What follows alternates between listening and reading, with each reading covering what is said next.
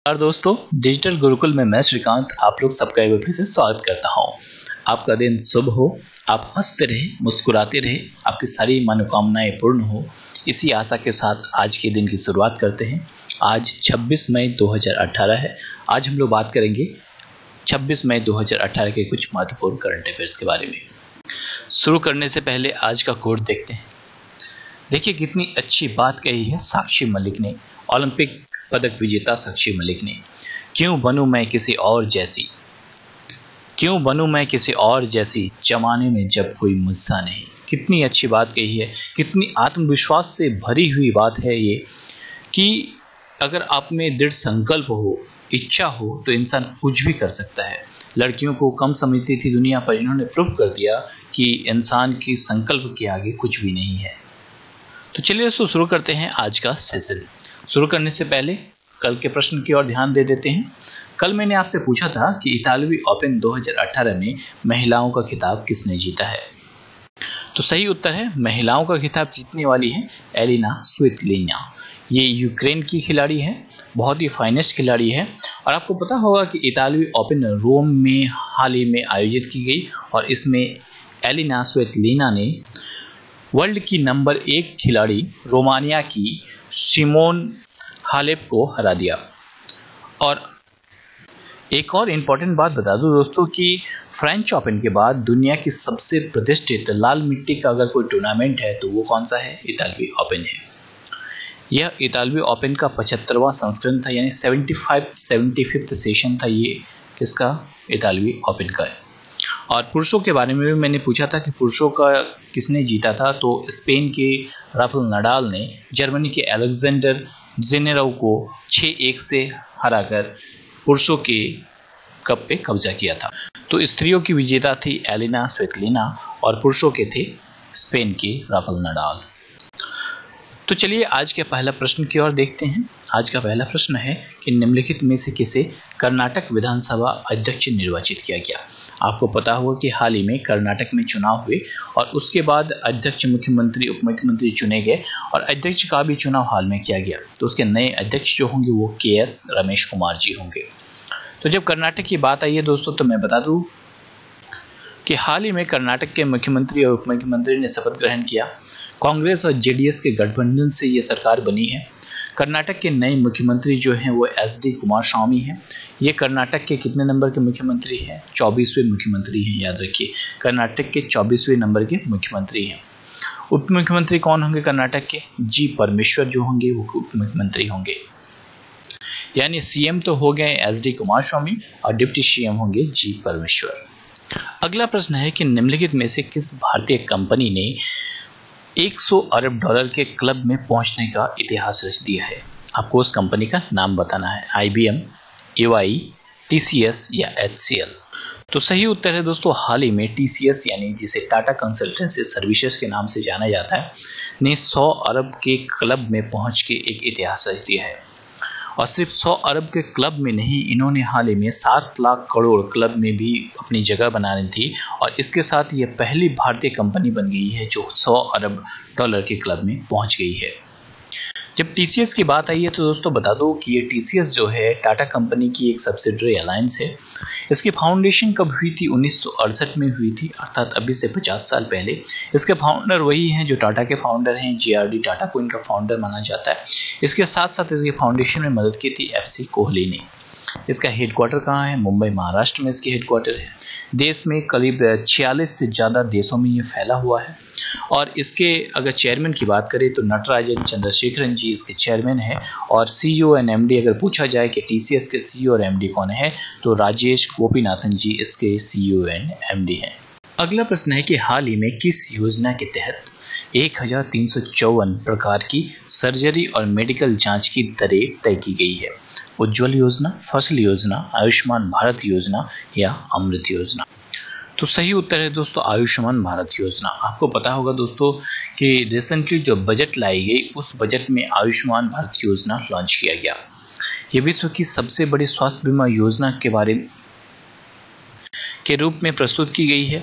ये योजना प्रधानमंत्री स्वास्थ्य सुरक्षा मिशन के नाम से लॉन्च की गई है इसमें लगभग 50 करोड़ लोगों को कवर करने की बात की गई है। साथ ही प्रत्येक परिवार को 5 लाख रुपए के स्वास्थ्य बीमा देने की बात की गई है।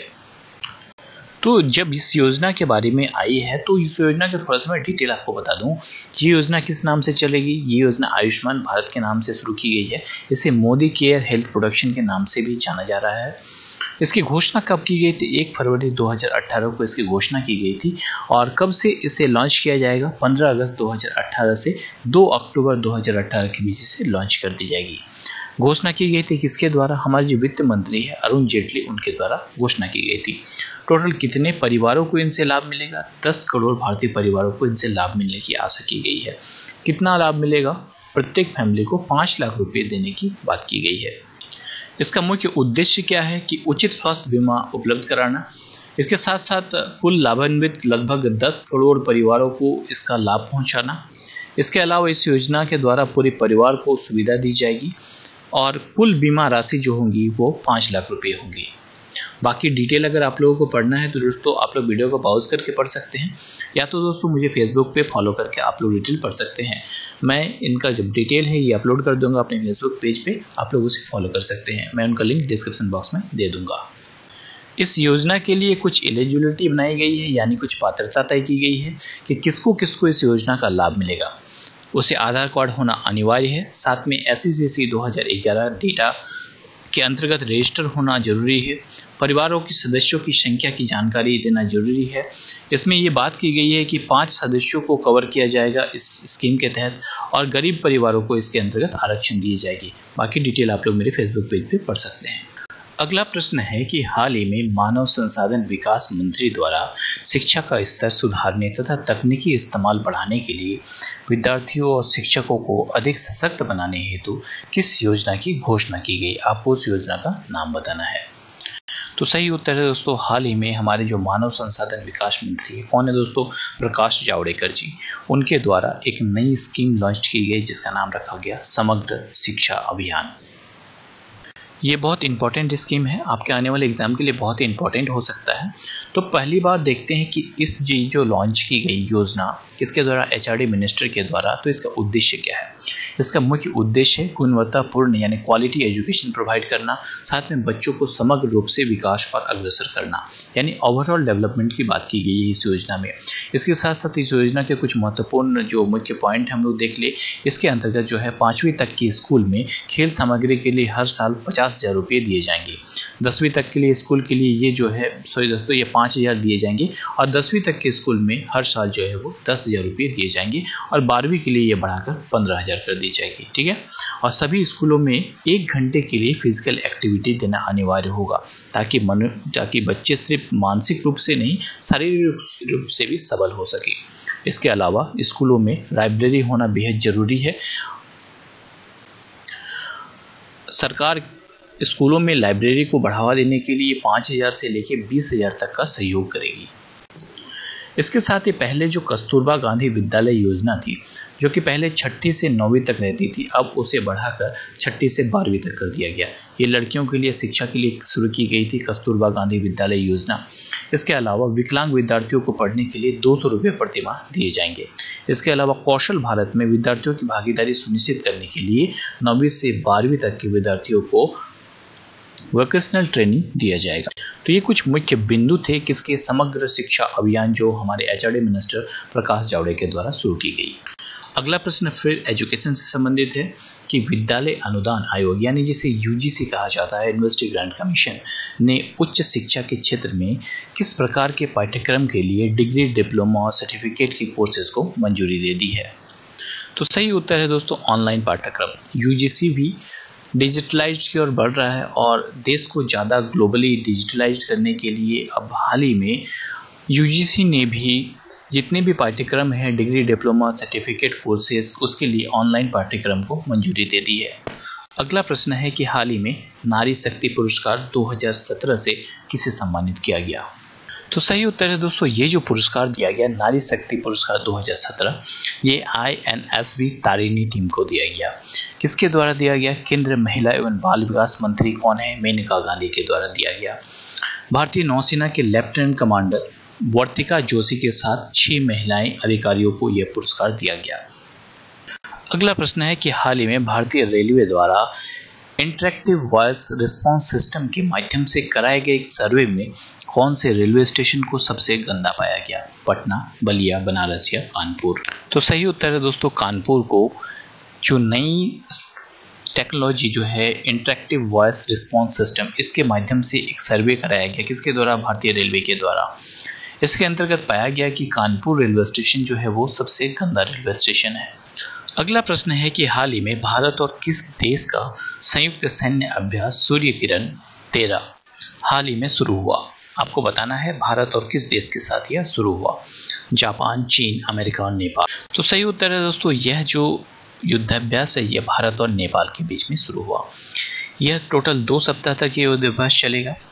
यह युद्ध अभ्यास जो भारत और नेपाल के बीच में हो रही है सूर्य किरण, यह इसका 13वां संस्करण है, इसीलिए ये 13 लिखा गया है यहाँ पे, सूर्य किरण 13। आपको बता दूं कि इस युद्ध अभ्यास का मुख्य लक्ष्य क्या है कि पहाड़ी इलाकों में जो आतंकवादी विरोधी अभियान को संचालन करना और संचालन सहयोग को ज़्यादा से ज़्यादा बढ़ावा देना। यह कहाँ शुरू हुई है? ये उत्तराखंड के पिथौरागढ़ में शुरू हुई है। इसमें लगभग 300 से ज़्यादा सैनिक भाग लेंगे। नेपाल के प्रधानमंत्री कौन है दोस्तों? खड्गा प्रसाद ओली। अगला प्रश्न है कि हाल ही में नीति आयोग और किस कंपनी ने आर्टिफिशियल इंटेलिजेंस को बढ़ावा देने के लिए एक समझौते पे हस्ताक्षर किया? TCS, गूगल, माइक्रोसॉफ्ट या ABB? तो सही उत्तर है दोस्तों ABB कंपनी। ये एक ऑटोमेशन कंपनी है और हाल ही में नीति आयोग ने ABB कंपनी के साथ आर्टिफिशियल इंटेलिजेंस को बढ़ावा देने के लिए एक समझौते पे हस्ताक्षर किया है। आपको बता दो कि ABB कंपनी ने मेक इन इंडिया के तहत और नीति आयोग ने रोबोटिक और आर्टिफिशियल इंटेलिजेंस के विकास के लिए समझौता किया है। इस समझौते का मुख्य उद्देश्य क्या है कि रोबोटिक्स और आर्टिफिशियल इंटेलिजेंस को बढ़ावा देना। तो जब ABB कंपनी की बात आई है तो मैं भी पूछा जा सकता है कि ABB कंपनी कहाँ की कंपनी है? तो ये एक ऑटोमेशन कंपनी है जो स्विट्जरलैंड बेस्ड है। इसका हेडक्वार्टर ज्यूरिच यानी स्विट्जरलैंड में है। इसका CEO जो है वो उल्रिच स्पाइसहॉपर है और ये एक Swiss based multinational corporation company है। अगला प्रश्न है कि हाल ही में भारत और किस देश के बीच 50 समझौते पर हस्ताक्षर किए गए? अमेरिका, रूस, जापान या नीदरलैंड? तो सही उत्तर है दोस्तों भारत और नीदरलैंड के बीच में 50 समझौते पर हस्ताक्षर किए गए। ये 2 दिवसीय भारत दौरे पे नीदरलैंड के प्रधानमंत्री मार्क रूट आए थे और प्रधानमंत्री नरेंद्र मोदी ने हैदराबाद हाउस में इसे हस्ताक्षर किया। तो जब नीदरलैंड की बात आई है तो दोस्तों बता दूं ये कि यूरोपियन देश है और इसके प्राइम मिनिस्टर तो मैंने बता दिया कौन है, मार्क रूट है और इसकी कैपिटल कहाँ है? एम्स्टर्डम में। अगला प्रश्न के हाल ही में एयरटेल पेमेंट बैंक के MD और CEO के रूप में किसे नियुक्त किया गया? आपको बताना है। तो सही उत्तर है दोस्तों अनुव्रत बिश्वास जी एयरटेल पेमेंट बैंक के नए CEO और MD होंगे, मैनेजिंग डायरेक्टर होंगे। आपको पता होगा दोस्तों कि एयरटेल पेमेंट बैंक पहला भारत में परिचालित शुरू होने वाला भुगतान बैंक है। इसे कब मिली थी? 11 अप्रैल 2016 को इसको सबसे पहले लाइसेंस मिली थी पेमेंट बैंक के लिए। इसके पहले CEO कौन थे? शशि अरोड़ा जी इसके CEO थे और 2016 में इसकी फाउंडेशन हुई है। पेरेंट ऑर्गेनाइजेशन कौन है? भारतीय एयरटेल ग्रुप की है ये एयरटेल पेमेंट बैंक। अब आपके लिए प्रश्न है कि थल सेना का नया उपाध्यक्ष किसे नियुक्त किया गया है? आप लोग मुझे कमेंट बॉक्स पे कमेंट करना मत भूलिए दोस्तों। और दोस्तों आप लाइक सब्सक्राइब करना मत भूलिए क्योंकि आपका लाइक सब्सक्राइब ही मुझे मोटिवेशन देता है और मेहनत करने के लिए प्रोत्साहन देता है। और दोस्तों अभी तक अगर आप लोगों ने मुझे सब्सक्राइब नहीं किया तो कर लीजिए ताकि मेरे आने वाली वीडियोस आप लोगों तक पहुंच पाए। Thanks for watching my video दोस्तों। जय हिंद, जय भारत।